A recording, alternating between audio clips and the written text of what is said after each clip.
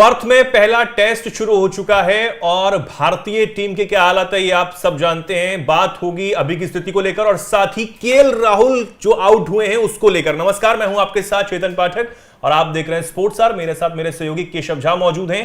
KL Rahul कैसे out हुए हैं उसको लेकर संशय जो है वो बरकरार है, क्योंकि केएल राहुल ओपनिंग करने आए थे यशस्वी जायसवाल के साथ। अब वो आउट हुए हैं या फिर नॉट आउट हैं, इस कंफ्यूजन में जो उन्हें आउट दिया गया है वो अब उनके फैंस को तो खल रहा है, लेकिन उनको तो खल ही रहा होगा।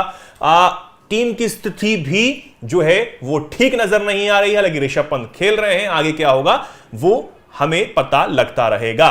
केशव, तस्वीरें मैं चाहूंगा कि आप ही दिखाएं हमारे दर्शकों को किस तरीके से जो कंफ्यूजन है वो अभी भी लोगों के मन में बना हुआ है। जी चेतन, ये पर्थ टेस्ट का पहला मैच चल रहा है, पहला दिन है।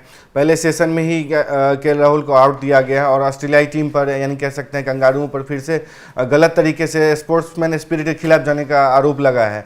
देख सकते हैं कि जिस तरीके से मिशेल स्टार्क की 23वें ओवर की गेंद पर उन्हें कैच आउट दिया गया वो काफ़ी विवादास्पद मामला साबित हो रहा है, क्योंकि फैंस इस पर सवाल उठा रहे हैं कि उन्हें गलत तरीके से आउट दिया गया है। जो ऑनफील्ड अंपायर थे उन्होंने भी देखा कि कन्विंस नहीं थे अपील से, उन्होंने गलत तरीके से आउट नहीं दिया।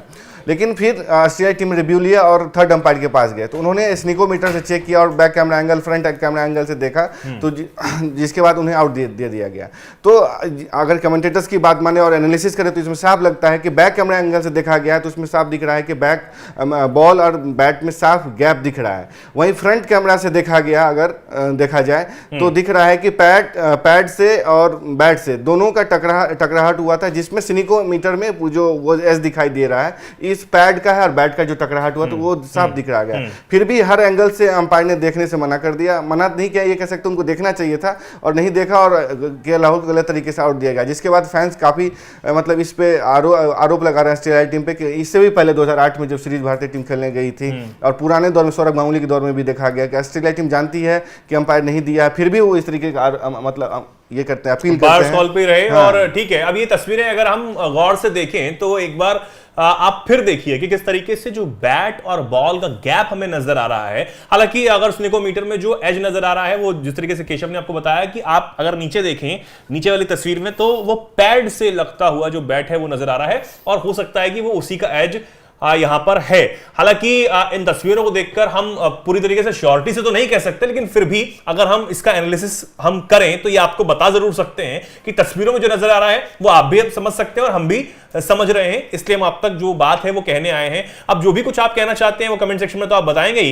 लेकिन केशव, मेरा जाते जाते एक आखिरी सवाल ये होगा कि अब ऐसी स्थिति में कोई ऑप्शन तो रहता नहीं खिलाड़ी के पास, कोई आपको पवेलियन जाना ही पड़ेगा। लेकिन सबसे बड़ी बात यह है कि अगर ऐसे केसेस हो जाते हैं तो ये किस तरीके से श्योरिटी जो है वो जताई जाए। अब आप टेक्नोलॉजी पर भी इतना डिपेंड नहीं हो सकते ना, इसका मतलब। बीसीसीआई का इस पे काफी विरोध रहा है, डीआरएस सिस्टम पे विरोध रहा है, लेकिन जो सारी टीमें उन्होंने एक्सेप्ट कर लिया, बीसीसीआई ने भी ओवरऑल तरीके एक्सेप्ट कर लिया गया है।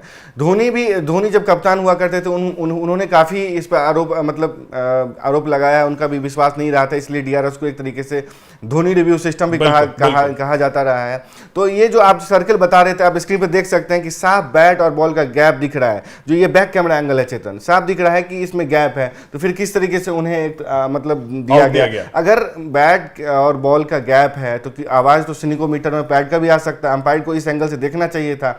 और भारतीय टीम का जो केएल राहुल के आउट होने के बाद से स्थिति मतलब पतली हुई है, तो फैंस का जो मतलब सवाल उठाना है वो लाजमी है, क्योंकि ऑस्ट्रेलिया टीम का इस तरीके के हरकतें रही हैं कि वो जानते हैं और सब कुछ जानने के बावजूद इस तरीके अपील करते हैं। और एक तरीके से जब उनको दिख गया है स्क्रीन पर, पूरे स्क्रीन जो है ना पूरे स्टेडियम में दिखाया जाता है कि किस तरीके से है, फिर भी वो नहीं रोकते हैं और स्पोर्ट्समैन स्पिरिट का परिचय नहीं देते कंगारू टीम।